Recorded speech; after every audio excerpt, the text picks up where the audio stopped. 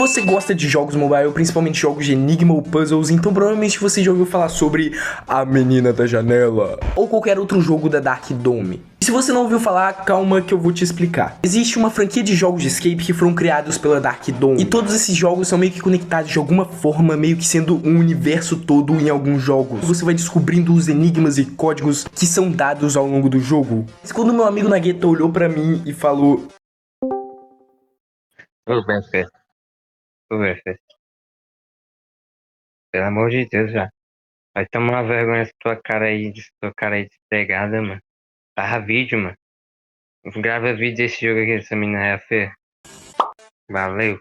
agora eu tô comprometido a fazer uma série de vídeos da franquia pro YouTube. Inclusive, o primeiro vídeo resolvendo o primeiro jogo já foi postado. E eu meio que me tranquei em uma casa abandonada pra fazer o vídeo.